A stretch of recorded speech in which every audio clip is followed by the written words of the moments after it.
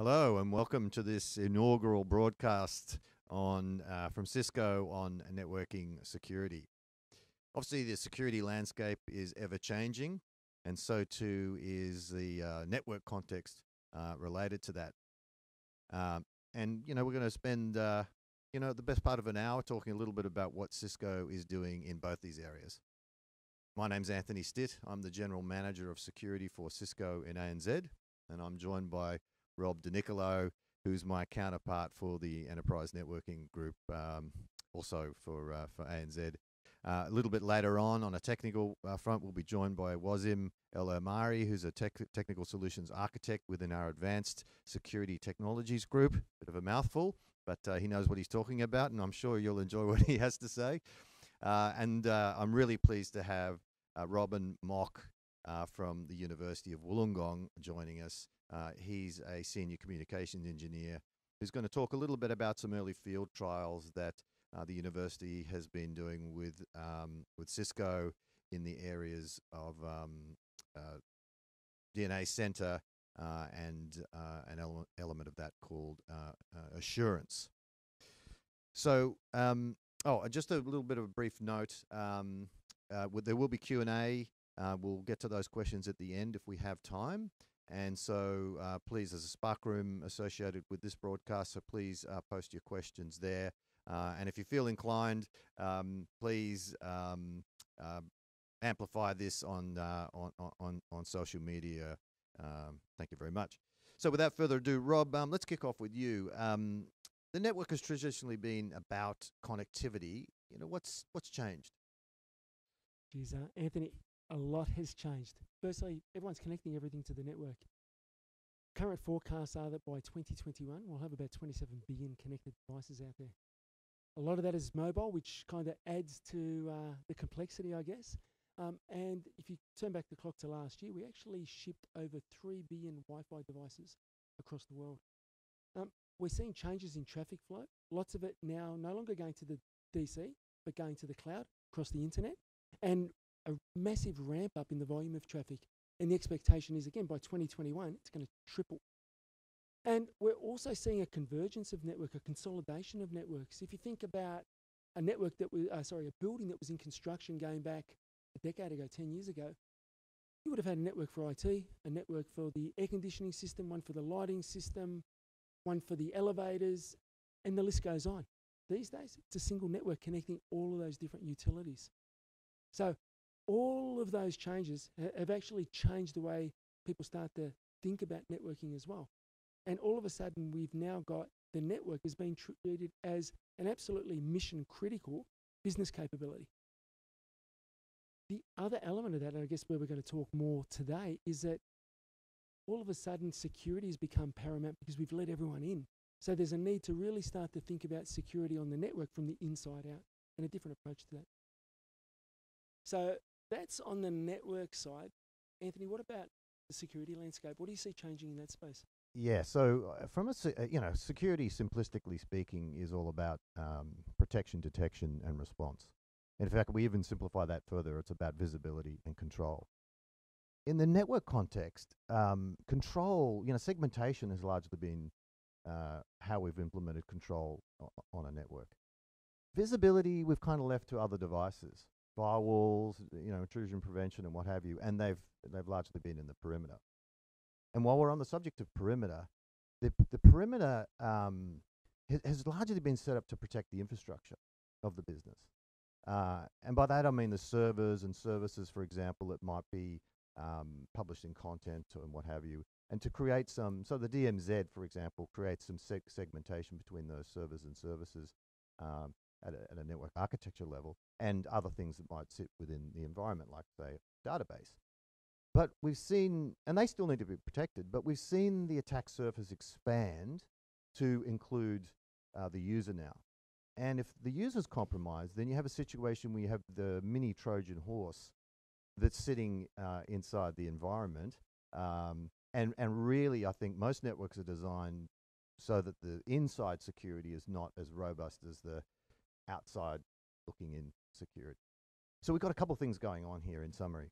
We've got a shift or an expansion in the attack surface to include users, and if they're compromised, then they really become a vector by which threat actors and criminals can be in the environment, combined with a a pretty decent lack of visibility from that point forward.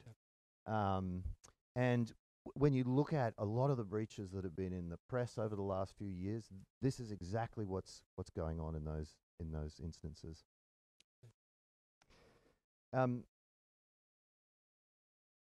So Rob, how we do segmentation and visibility, how do we do that in a modern Cisco network? Yeah, well, I might start with the visibility piece first.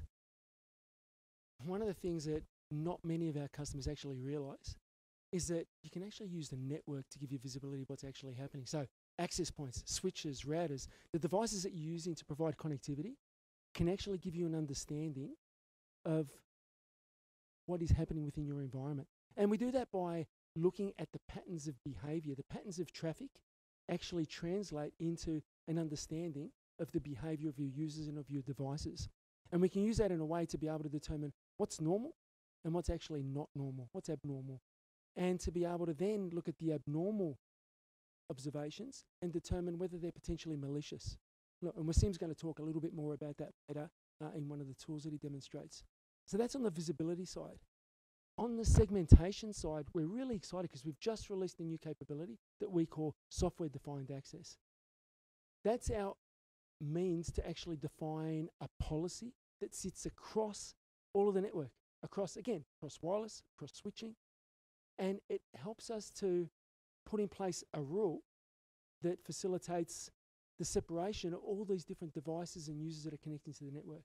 And I'll give you a quick example in the retail space. I was talking to a retailer only a week or so ago, and they were talking about how they'd actually rolled out Wi-Fi in all of their stores, predominantly to connect their mobile point of sale system, so their cash registers.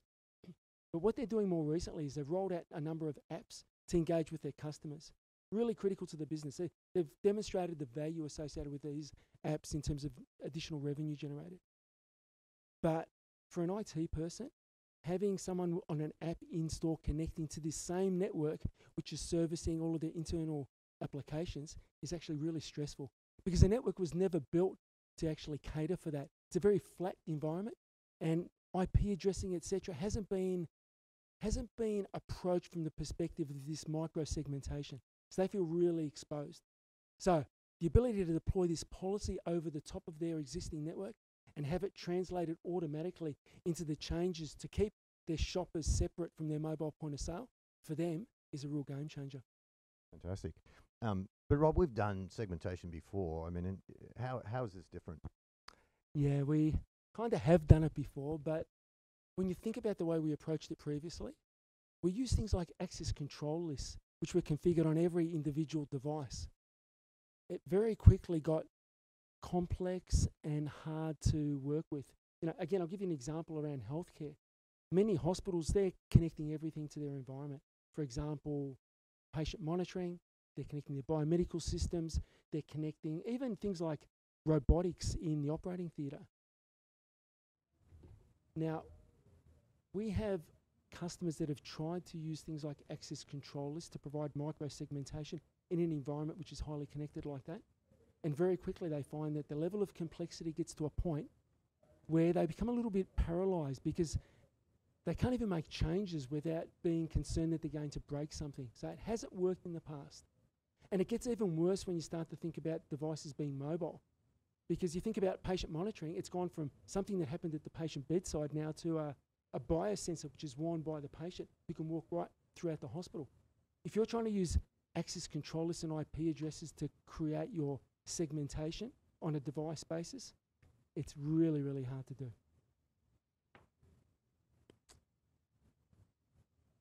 So, Anthony, we've covered visibility, we've covered segmentation. What we haven't yet talked about is context and as it pertains to policy. Yes, and in the security world, a policy means something a little bit different. But you need some way to take a statement about what security you want and instantiate that into the network. And really, what we're talking about is taking intent and mapping it to context, if you like. And by context, I mean applications, users, devices, and using that context, and we can use that and many more to make decisions about what, where, and how, and what things those contexts can do. Now, you can think about some examples like wireless guest access or network access control as being examples of that everybody would be familiar with in this area. All we're doing here is just extending where and how we can, and the flexibility associated with applying that policy on the network. Fantastic. So, Anthony, do you have any customers that are actually going down this path? And if so, what are they actually focusing on? Yeah, we do actually. There's one we've engaged with recently. They're a large government department, and they're really looking at what their new network is going to be, their network of the future. And it's being driven by a couple of overarching business issues that they've got. Number one, their department is seen as not really keeping pace with the business, being a little bit unresponsive. And the second one is just internally, they don't have the level of visibility that they need. They've got different classes of networks, different security levels of those devices, and of those networks, and it's kind of a blind spot for them. And so they see this as a way of doing two things. I mean, the very first thing they want to do is get visibility. What's happening in the environment? But that's just a stepping stone to actually having much better control and doing it in an automated way. And for them, it's all about efficiency, because they believe if they can make their team more efficient, then their team can be more responsive to the business and improve not just the outcomes for their group, but also for the business itself. But it's a big change. Networks are mission critical. They don't want to get it wrong, so they're taking their time, and they've actually engaged Cisco Consulting and Advanced Services to help them, take them on that journey, if you will, starting with mapping out their high-level business outcomes right down to the network architecture, into the more sort of technical domains. Very good. So now it's the time for the technical part of the show, if I can put it that way. And we're going to go to Wasim, who's going to really just show everybody a little bit, in a console sense, if you like, what we've been talking about so far. Take it away, Wasim. Well, thank you, Anthony, and thank you, Rob. And thank you, everyone out there, for joining us today. I'm going to be taking you through a demonstration of some of those capabilities that both Anthony and Rob mentioned earlier. I'm going to be focusing primarily on how you as a user can get visibility back into your hands and then go on and deliver security outcomes to your organization. And what you've got in front of you here is the StealthWatch capability. And I'll be going through the StealthWatch platform today. And I've got a little surprise for everyone out there. I'll be sharing with you some of the latest innovation that we've done in this particular platform. And the demo here is going to take you through a real-life scenario of how our customers operate these kinds of platforms and some of the things you can do with the power of the network. So right now I'm logging into the StealthWatch console. And what you can see now on the StealthWatch console is a real-life view of your security environment in the way in which the network sees your users and your applications. So we have this cockpit view of all of that data that is crossing that network that a vast majority of our customers today have sitting in their environment, but are simply not making use of that intelligence. And what we can see here along the top there are some broad security categories that show us some of the real-time security events that we need to focus our attention on. The one that I'm actually going to be focusing on for the purpose of this demonstration is data hoarding. And we can see from this particular dashboard that there are two instances of data hoarding that we need to be concerned about. So what is data hoarding? Well, data hoarding, simply put, is internal data theft. And for many organizations, this is a real challenge. And Anthony alluded to the fact that security now is moving more from a perimeter-based strategy to a more pervasive organizational-wide strategy, including the network as a living and breathing security control. The actual investigation now, when I look at that data hoarding incident, brings me to two particular users or hosts inside of the network. The one that I notice here of most concern is a user called Workstation 149. Now, I don't know anything about this workstation at this point, but what I do know is that I'm hot on the trail in identifying what might be going on. So as I click into Workstation 149, what I actually see is a breakdown of that user's activity. So this particular breakdown shows me that this host is connecting to a number of internal resources that my organization own, and a number of external websites.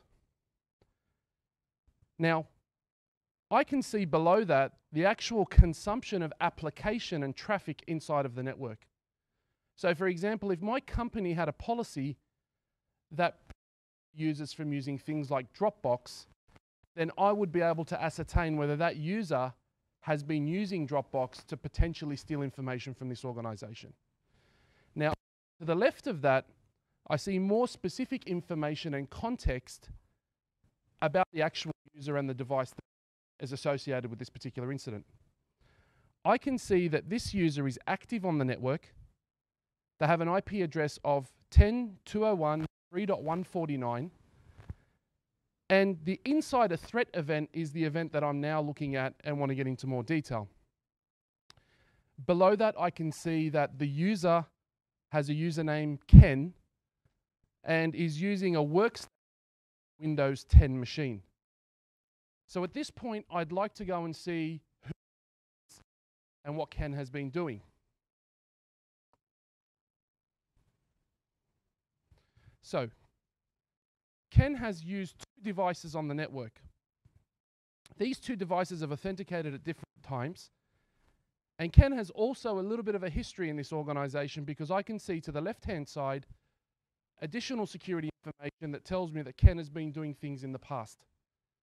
Now at the top there, I've had to hide the information about this user, but we can actually pull this information out of the Active Directory in order to understand the email address, the user photo, the department they work in, the telephone number, and so forth, so that we can go over and have a discussion with Ken about what's going on. At this point, I'd like to get the forensic detail and look at the actual individual transactions that Ken has been consuming on this network. So when I click on the flow report, I'm going to look for the last 5 minutes what Ken has been consuming in this environment.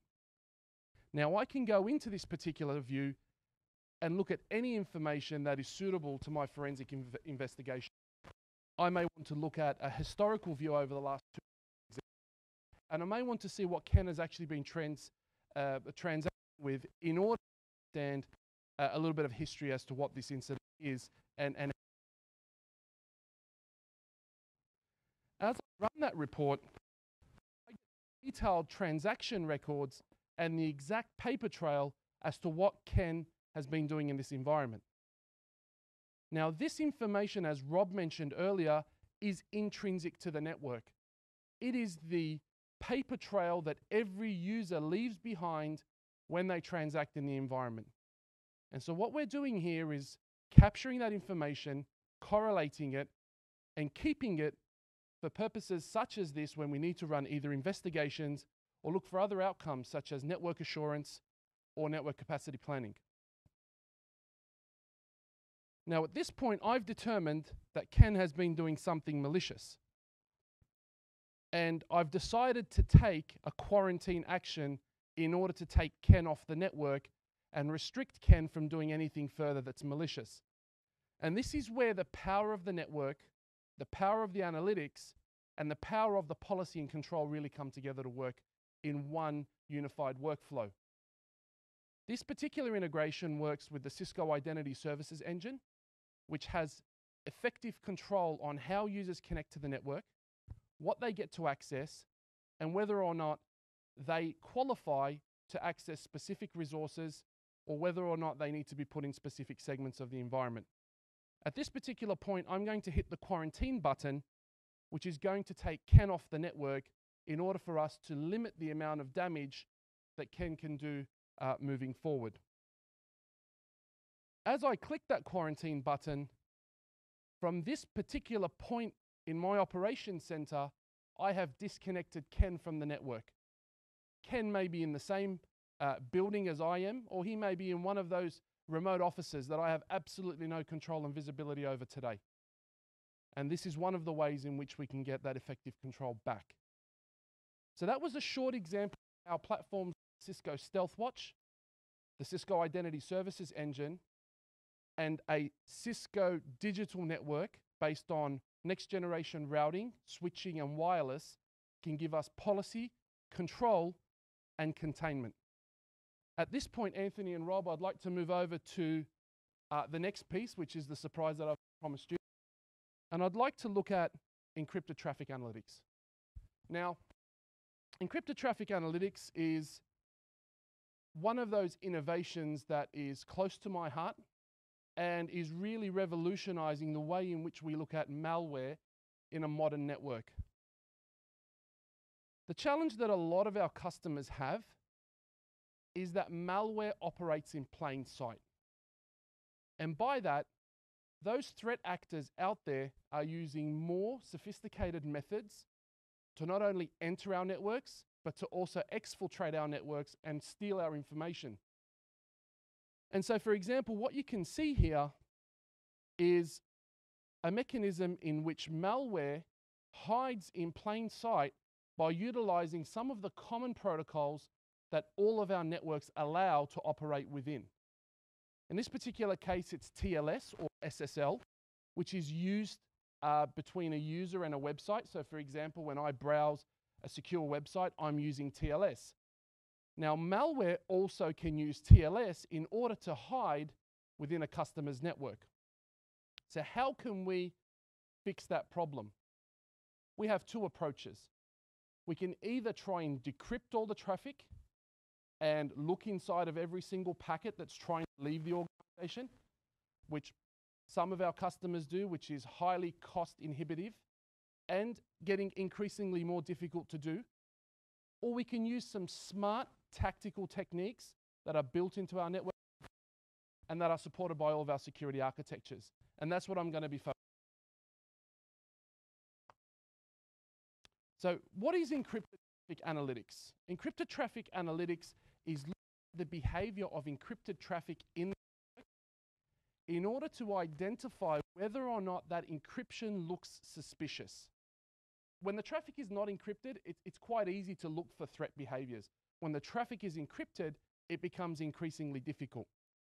So the process of trying to identify malicious traffic within encryption is something that we do in the network, within the analytics, and using our threat intelligence capabilities. In this particular architecture that you see, we focus on four main areas and how we do that. So first of all, we identify network level behavior. That's the first stage. We look for some global domain information. If you're familiar what we're doing with the security in the security space around things like umbrella and DNS detection. We're also looking at fingerprinting certain behaviors within encryption. And then we're obviously running intelligent analytics. And the example that you can see here is an example between a user that is doing an average Google search. That's the one at the bottom there. That's the kind of behavior the network sees when a user is transacting with Google through an encrypted connection.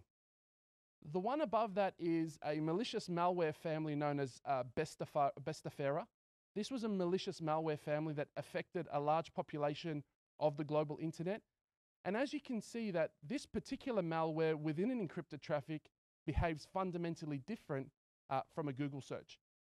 So these are the kinds of things that we're looking for. We're looking for these patterns and behaviors, and when we identify them, we're able to make very quick and tactical decisions, just like we did with Ken in that demo that I showed you earlier.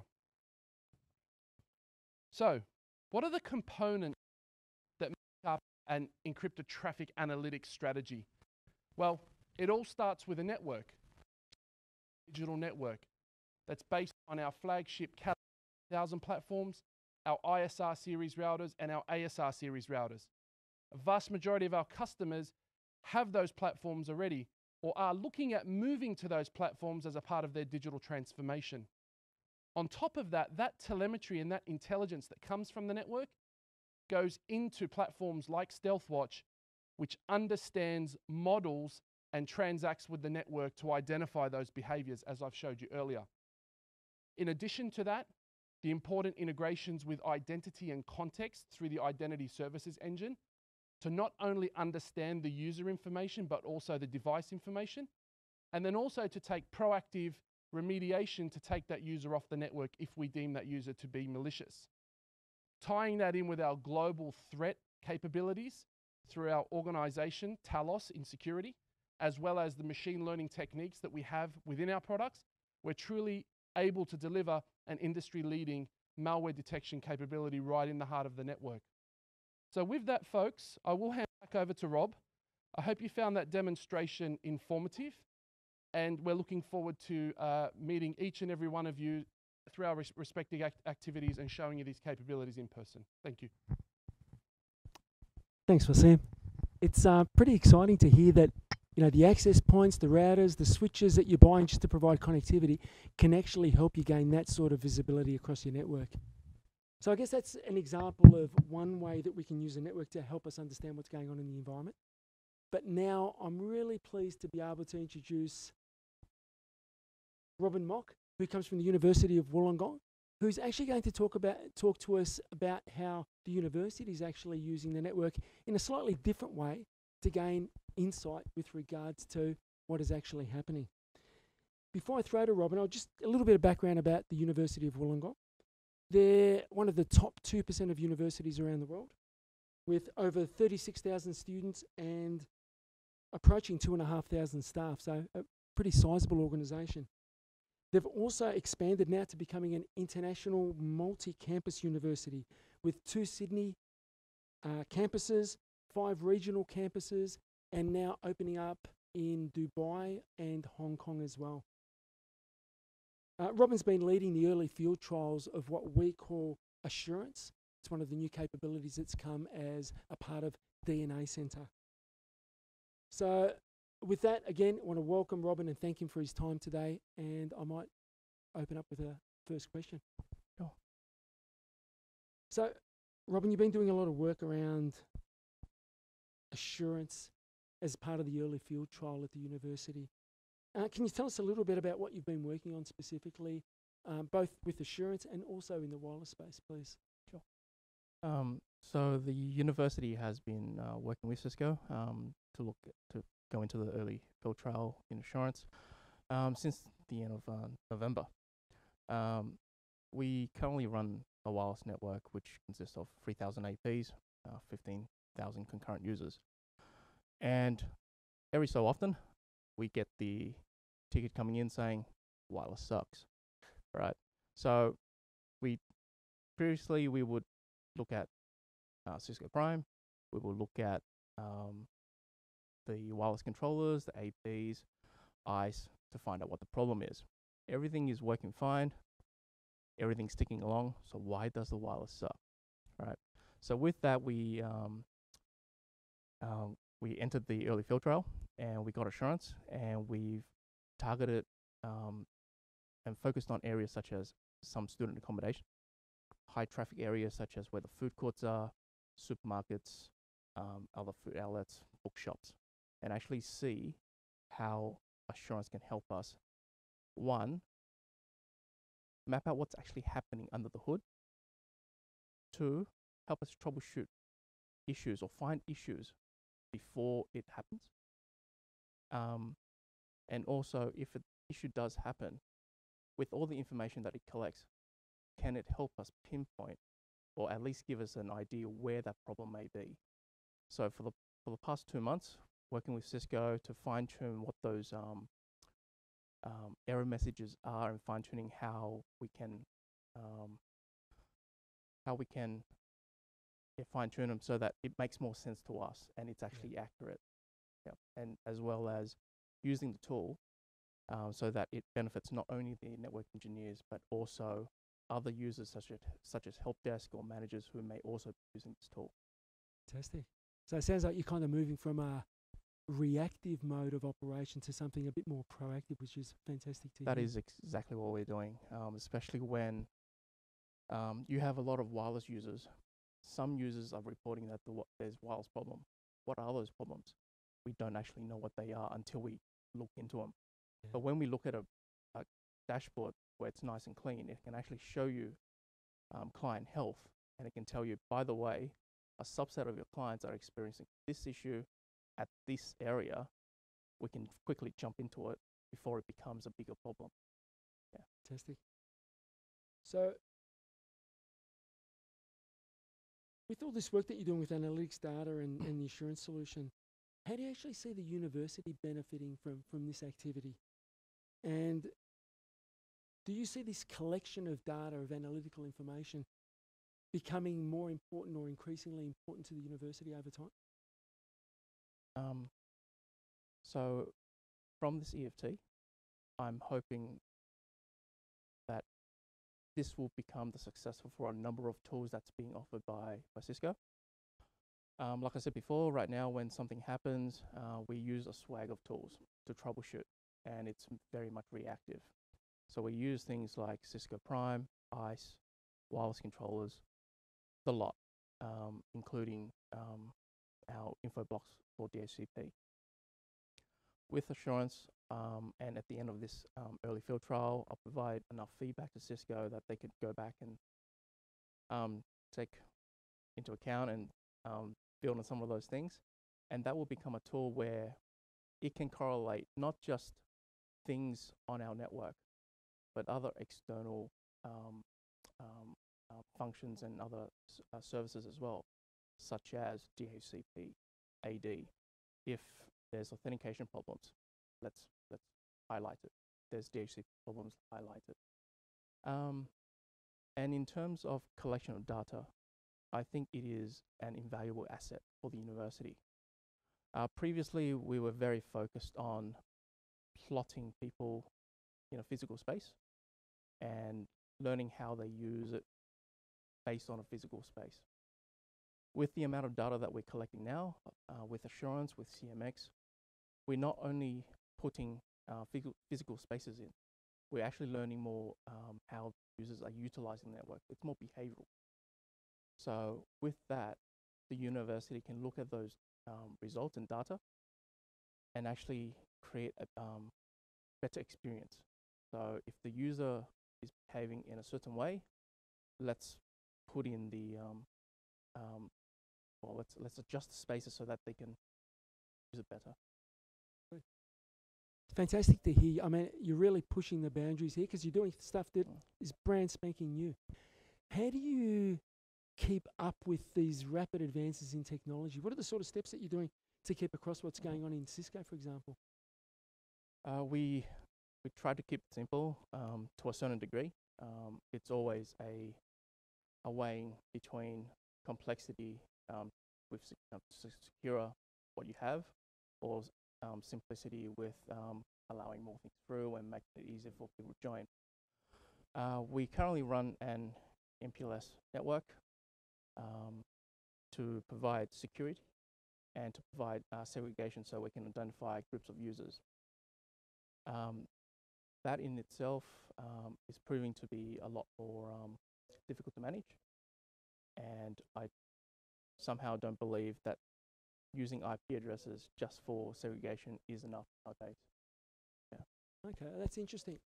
And it leads into the next question, which is, given that you're pushing the boundaries, have you started thinking about software-defined access, which is Cisco's newest capability in the area of segmentation and micro-segmentation? It comes back to the conversation we had a little earlier with regards to the application of policy across the network. I've actually been screaming for it for the last 3 years. Okay. I was very lucky to be part of the ACI tab when they pushed software-defined networking in the data center space. And when they said, who wants it on the campus network, I went, yes, please.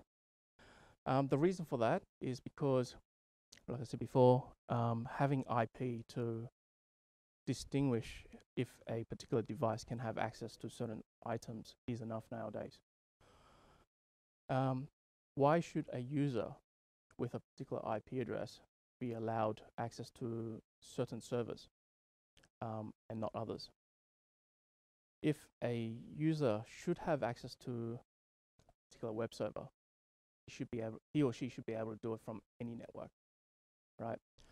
If that user should not be able to access the internet, no matter what network he or she is on, should not be able to get access. And I believe that is where we should be heading. I guess, given the fact that you've got 7 campuses now, most of your students and probably your staff are very mobile, they're moving across all these environments, that the mobility adds a level of complexity that a policy-based approach would actually help you address. That's exactly right. So given that you're now working with a lot of data, right? Working with, this is analytics that you're working. How important is it for you to be keeping that data safe for the university? Very much so. It doesn't matter if it's student data, staff data, and research data, which is the crown jewels of the university. We must keep it. We must keep it safe. Right now, we use firewalls to protect who have access to those data. We employ some level of encryption in certain areas.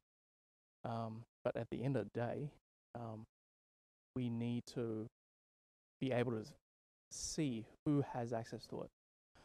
If somebody did access it accidentally, it should be flagged because it is the crown jewel of the university. Well, thank you very much for your time. Thank you. Really appreciate it, Robin. You guys are doing some fantastic stuff out at the university, and I'm really excited to continue hearing about what you're doing, particularly as you start to move into the segmentation area, software access, etc. Because I think it's truly going to make a difference to the way you work. Thank you again, Robin. Thank you. Okay, I think now we are going to go to some Q&A, which has been happening over chat session. Is that right? Got a little bit of time? Okay, fantastic. So what I'll do now is actually throw to Matt, who's going to share with us some of the questions that have been collected. Thanks, Matt. Look, thanks very much, Rob, and thanks to all our speakers today. I'm sure you'll agree with me that today's discussion has been insightful education on how we can better secure our networks and infrastructure, especially when it comes to visibility, access, and control. With that in mind, we received a few questions during today's chat from our online audience. One of the first questions we'll ask, and I guess this one will be for Anthony, is what is ICE and StealthWatch and Talos, and how do they all relate? Well, Talos is actually related to everything in our security portfolio. Talos is the name of the team that we have that does all of our threat research. So that team is responsible for moderating all of the content, all of the security content for every Cisco security product, whether it's firewalls, whether it's StealthWatch, whether it's Umbrella, email, web, whatever it is, advanced malware. That team moderates all of the content. So they have an intrinsic role in everything that we do. They are also responsible for making sure that intelligence that we collect from one product is then utilizable and put in a format so that it's consumable by all of our products. So that's Talos. Wasim talked about StealthWatch and ICE. StealthWatch is our network telemetry capability or set of tools, which are designed for two purposes really. One is the sort of security outcomes that you saw Wasim demonstrating, but the other capability is more around network analytics, performance data. How is if a user or a group of users are having problems with latency, then it can provide some great telemetry about where the latency might be coming from. Is it the network at all, or is it actually the application that's causing the latency? So things like that.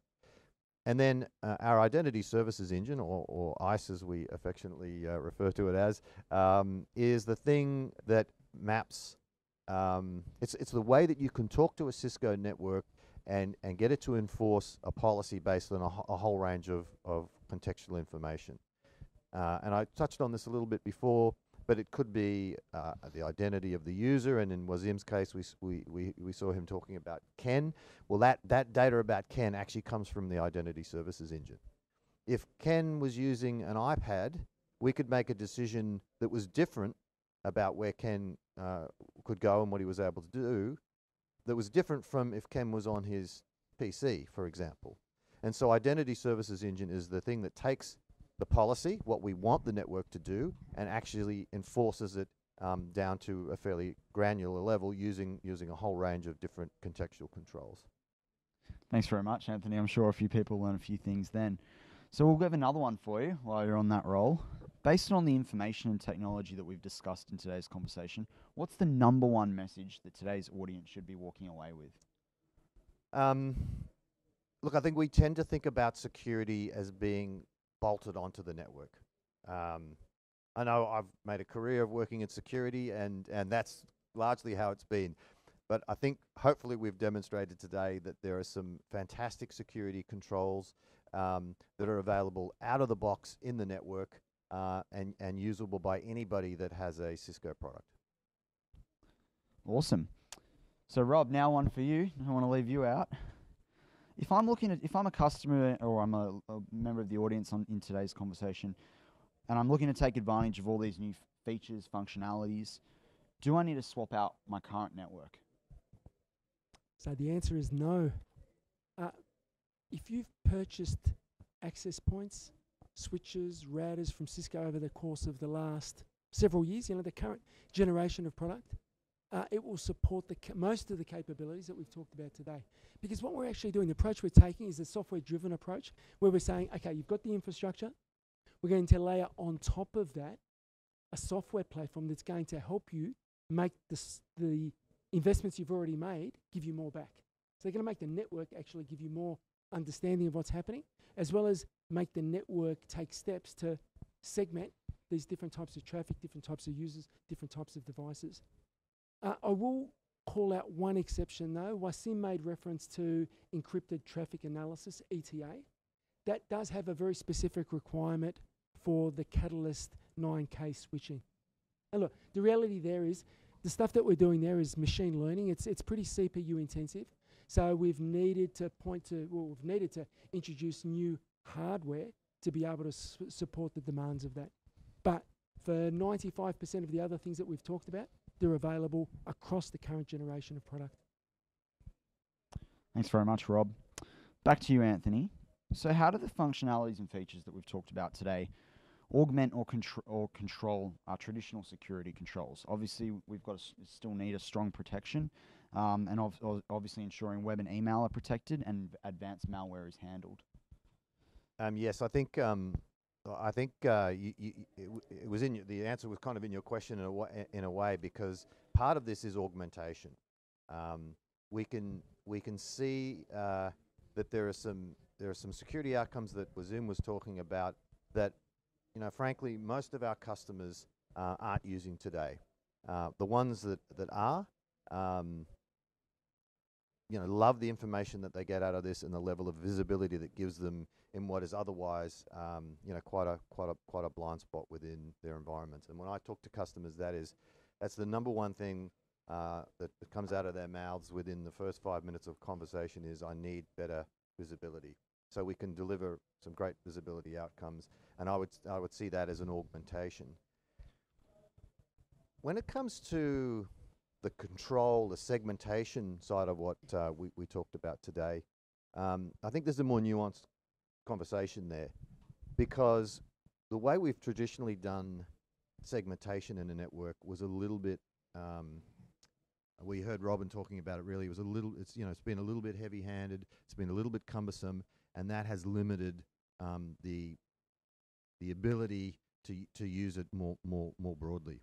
And so my prediction is that over the next, say, 5 years or so, maybe 10 years for the laggards out there to catch up, but definitely over the next 5 years, we're going to see virtually every organization in the world move to software-defined segmentation.